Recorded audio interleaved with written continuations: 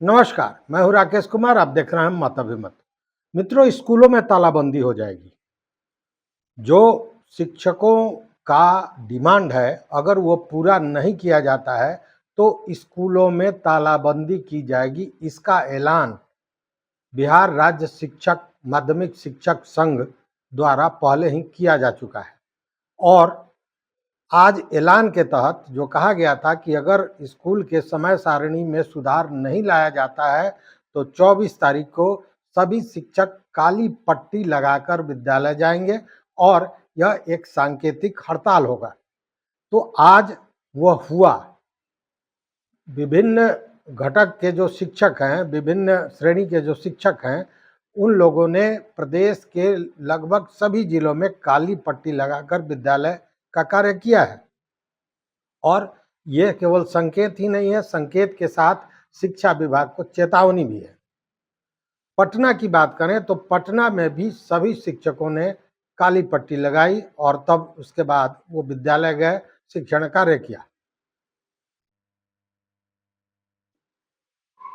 यह जो यह जो विरोध हो रहा है उसके पीछे अभी तात्कालिक जो कारण है वो है स्कूल के टाइमिंग को लेकर।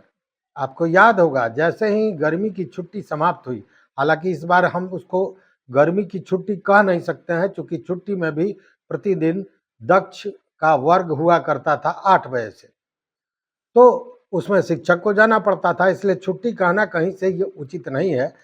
बावजूद उसके जब छुट्टियां वो समाप्त हुई उसके बाद रेगुलर क्लास हुआ 16 तारीख से, 16 मई से इसी माह में। तो उस समय से स्कूल के टाइमिंग को 6 बजे से कर दिया गया। 6 बजे से 12 बजे और 12 बजे से 1:30 बजे दक्ष क्लास। मतलब कि स्कूल की समय सारणी हो गई 6 बजे से 1:30 बजे तक। अब 6 बजे इतना सवेरे था जिसको लेकर तमाम तरह की बातें आप सुन रहे होंगे, देख रहे होंगे कि सवेरे आपाधापी में आते हुए कई एक्सीडेंट की सूचनाएं आई। स्कूल में बच्चे सो रहे थे, शिक्षक स्कूल में पहुंचे और कुर्सी पर ढेर हो गए। इस तरह की कई घटनाएं थी। बिना खाए पिए बच्चे चले आ रहे थे, उसको लेकर तमाम आपने वीडियो देखा होगा। तो ये सारी चीजें थी।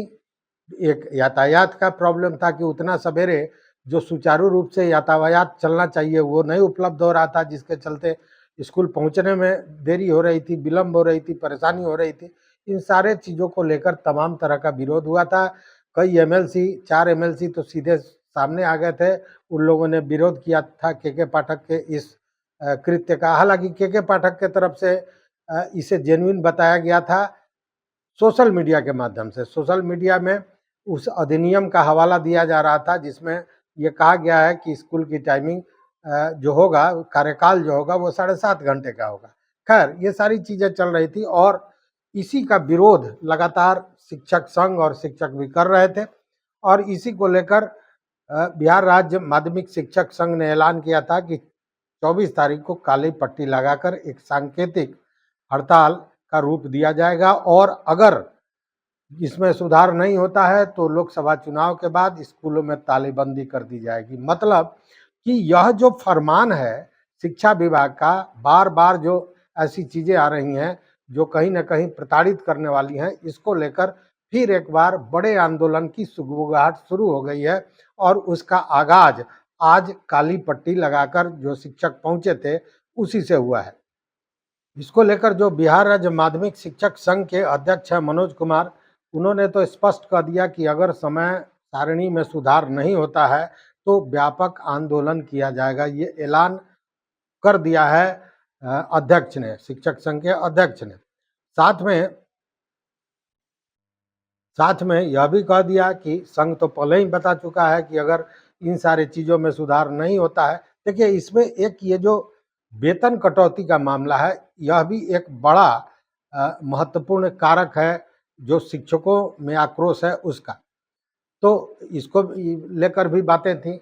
अब जो पटना में जो शिक्षक काली पट्टी लगा कर आए थे उन लोगों ने उसका भी विरोध किया कि कल जो बांकीपुर कन्या राजकीय कन्या उच्च माध्यमिक विद्यालय की शिक्षिका सीमा कुमारी के 7 दिनों का वेतन काट लिया गया है और उन्हें उनसे स्पष्टीकरण मांगी गई है। कारण ये था कि उन्होंने कैमरे के सामने सोशल मीडिया पर अपना बयान दे दिया था और उस बयान को लेकर, हालांकि उसमें वैसी कोई बात नहीं थी जिस पे इतना कड़ा कदम उठाया जाए, बावजूद इसके शिक्षा विभाग ने स्वतः संज्ञान लेते हुए 7 दिनों का वेतन कटौती कर दिया था। इसको लेकर भी शिक्षक आक्रोशित थे।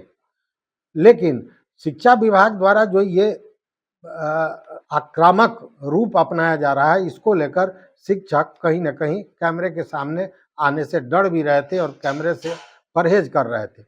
ऐसे में देखने वाली बात यह है कि आप आंदोलन की बात करते हैं, आप लड़ने की बात करते हैं और डरते भी हैं, तो ये दोनों एक साथ नहीं चलेगा।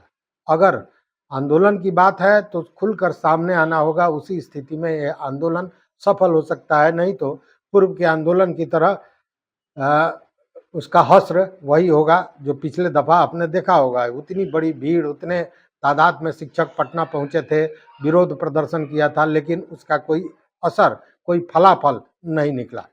तो कहने का मतलब यह है कि जो ये समय सारणी है, ये स्थिति यहाँ तक पहुँच गई है कि अब इसको लेकर एक बड़े आंदोलन की सुगबुगाहट शुरू हो गई है। दूसरी ओर ये जो आक्रोश है, ये आक्रोश कहीं न कहीं राजनीति को भी प्रभावित कर रहा है।